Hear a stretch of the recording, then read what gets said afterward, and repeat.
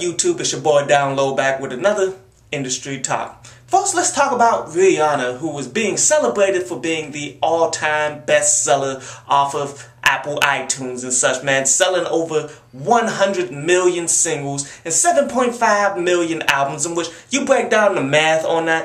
100 million singles?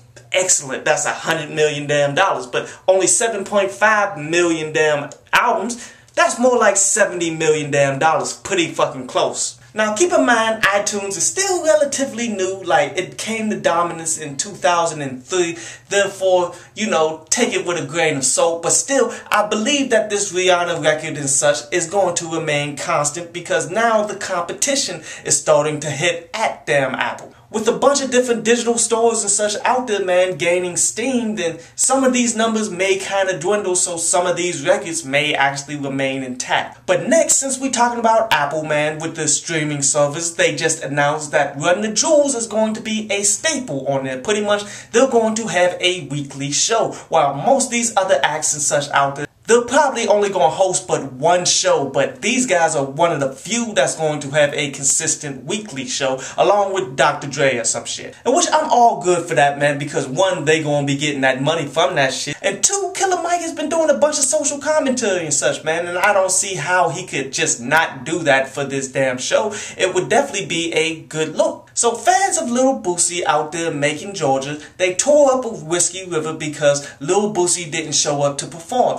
Now, I don't know about Macon, Georgia, but here in Charlotte, Whiskey River is a white club. So it wouldn't shock me if this was fucking white people, but yet you're not hearing that angle of the story. So Boosie didn't show up, and it's not because he was lazy, and it's not because his crew came with him and decided they didn't want to get patted down or no bullshit like that, man. He couldn't show up because his parole officer said he couldn't, and which, that's some fucking bullshit there. Honestly, this should open up not only the state of Georgia, but that individual person to fucking lawsuits, you dig? Because you can't fucking do that. Like, if they were specific in telling Lil Boosie that he couldn't do clubs and shit when he first got on parole or something, man, then it would be all good. But you can't change the game in the damn 9th inning because you feel as though it would be wrong for him to do what he does for a fucking living. Parole officers have always had a bit too much fucking power to fucking begin with, to keep it one damn hundred. And in this instance, the parole officer directly caused a lot of fucking damage,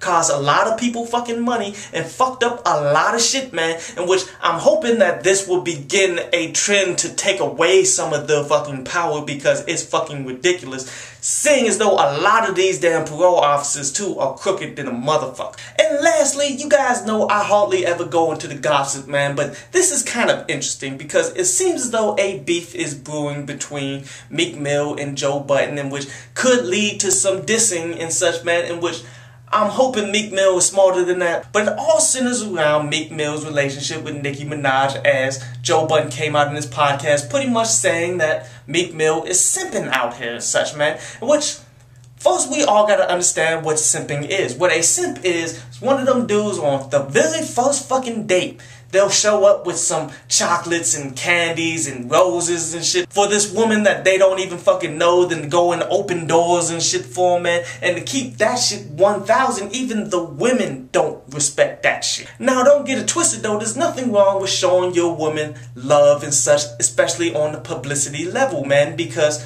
that's your motherfucking woman, but yet she has to be deserving of that, because you can't just do that for like some stranger ass chick, because that makes you look like a weak ass dude. So therefore, here's the question: is Meek Mill simping? And honestly, I don't think so. Like, he's walking a very thin line though. I mean, he's showing a lot of love in the public arena at a very quick and rapid fucking pace, you dig? But you know, who knows? Behind the scenes, she could be honestly deserving. She could honestly be pushing him. She could be honestly doing a lot for him and such. We don't fucking know on the outside looking in. But I can definitely understand how this could be perceived as him doing some damn simping. But anyway, this was another industry talk. I hope you enjoyed the show. You can follow me at Twitter up there. And you can go to downloadpass.com, that's down there, to read today's article.